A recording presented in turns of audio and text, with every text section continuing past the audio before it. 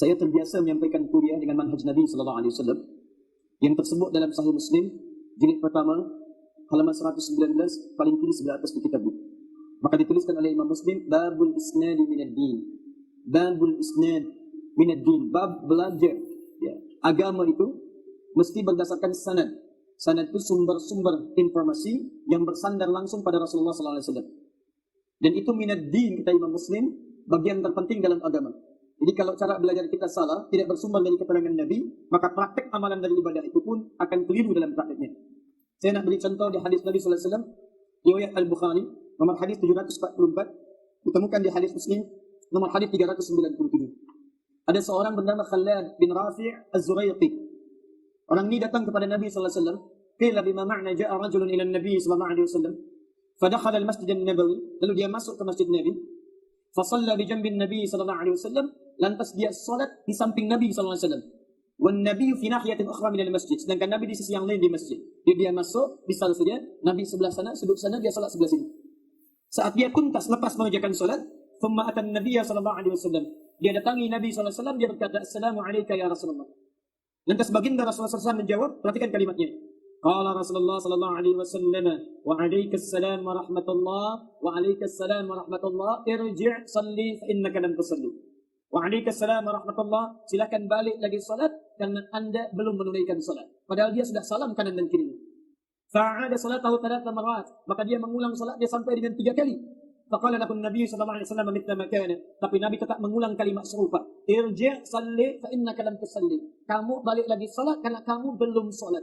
Faqala ya Rasulullah ma uhsinu ghaira. Maka dia berkata, ya Rasulullah, aku tak bisa lebih baik lagi daripada salatku tadi itu. Alimni, tolong ajarkan aku.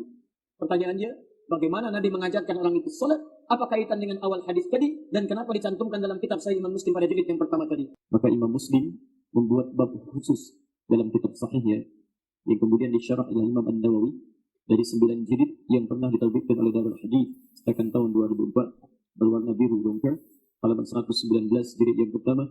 Beliau berikan tajuk pada bab ini babul isnadi minad din. Babul isnad, bab belajar tentang ketentuan agama harus berdasarkan tentang sanad, sambungan sanad, tersambung informasi pada Nabi, itu bagian terpenting dalam agama kita.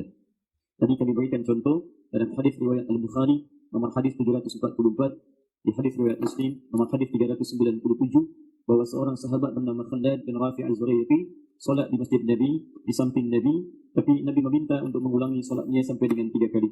Di akhir dia berkata kepada Nabi, ya Rasulullah ma uhsinu ghairah.